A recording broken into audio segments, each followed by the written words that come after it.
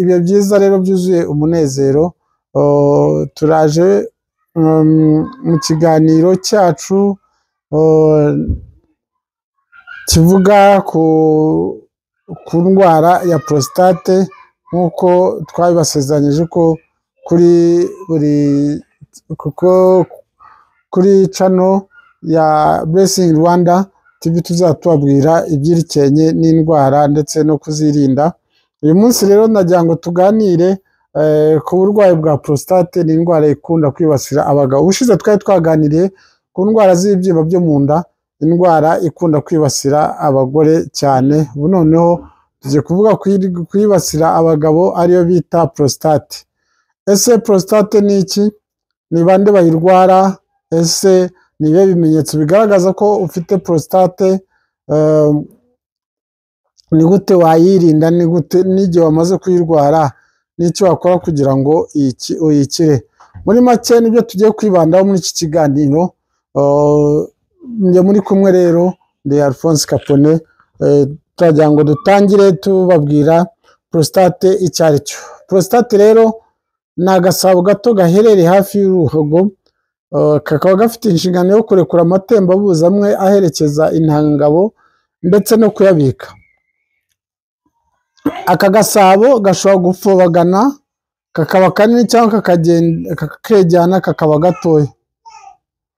Rero abibasirwa n'uburwayi bwa prostate ni bande? Ubusanzwe prostate ni urugingo rufitwe n'abantu b'igitsina gabo gusa. Uko umuntu agenda asatira izabukuru, nako ibyago byo kurwara prostate byiyongera.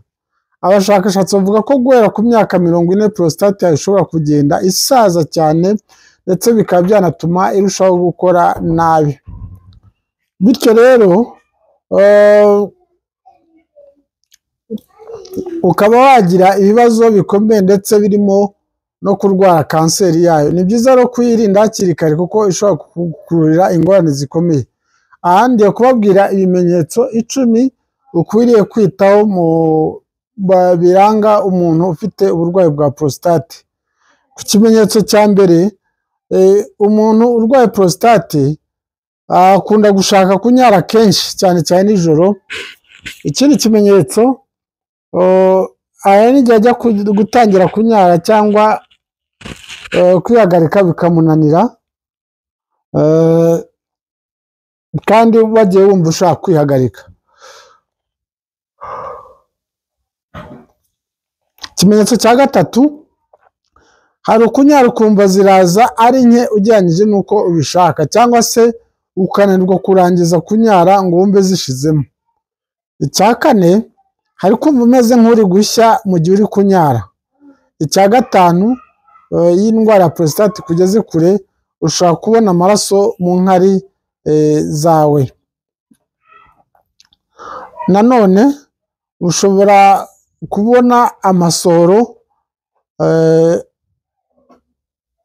byaje ushobora kubona amaraso yaje no mu masohoro yawe mu gihe uri gukora imibonano mpuzabitsina, cyangwa se ukumva ufite uburibwe mu mayunguyungu no mu gace k'umugongo ko hasi. Kugira uburibwe rero cyangwa uburyaryate haruguru y'igitsina n'impande zacyo, nacyo ni kimwe mu bimenyetso bigaragaza umurwayi wa prostate. Nanone rero ushobora kubabara amagufa yo mu mugongo wo hasi. Iki gihe rero ugeze kure indwara yakomeye cyane, ndetse ushobora no kugira ibibazo byo gufata umurego w'igitsina, noneho ubundi wa murego w'igitsina ukagera ukabura, ukibura mu gihe ugiye gusohoza inshingano z'abashakanye. Rero ni gute ushobora kwirinda prostate mu gihe utarayirwara? Icyambere, kugira ngo wirinde prostate nimba utarayirwara, gerageza kurya indyo iboneye cyane. Niba urengeje imyaka 40, ni ukuvuga n'indyo yujuje bya bindi bitatu biranga indyo iboneye, harimo ibyubaka umubiri, ibirinda indwara ndetse n'ibitera imbaraga. Ndetse ukajya usabwa guhekenya karoti byibuze 1 ku munsi, ndetse no kurya amafi bitari kenshi cyane, ukajya urya amafi inshuro nkeya cyane aho kurya amafi inshuro nyinshi, ukagerageza kurya amafi gake gashoboka. Urasabwa nanone gukora siporo byibura ukayikora inshuro 3 mu cyumweru. Icya gatatu, irinde kugira umubyibuho ukabije, kuko umubyibuho ukabije ni isoko y'uburwayi butandukanye n'ubu bwa prostate burimo. Mu gihe wamaze kurwara iyi ndwara ya prostate, wakwibaza utese hari imiti yavura prostate? Imiti yo irahari, wajya no kwa muganga bisanzwe bagufasha, ariko iyo igitangira, ariko iyo imaze kugera kure biba bigoye kugira ngo ibashe kuba wakira. Ahubwo imiti myiza yagufasha gukira ni imiti yo mu rwego rwa food supplement, ikorwa n'Abashinwa. Ni imiti iba yarasuzumwe, yateguwe, yanyuzwe mu bigo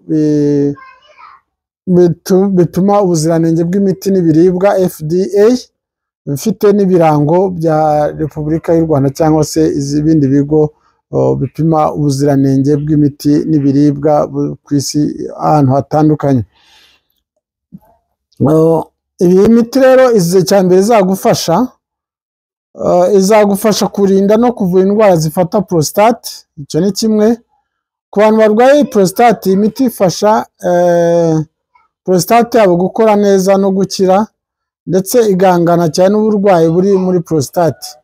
Muri iyo miti rero nababwira, twavugamo nk'iyitwa ProstaSure capsule, twavugamo iyitwa Revive, twavugamo Cafezi, twavugamo Coldactive, twavugamo izitwa Ginseng n'ibindi. Rero abatarwara prostate basabwa kuba bayirinda, kuko ni indwara iri guhitana abagabo benshi cyane. Rero iyi miti ikaba ikozwe mu bimera bitandukanye, kandi bikaba bitangirika cyangwa se ngo bigire ikindi byangiza.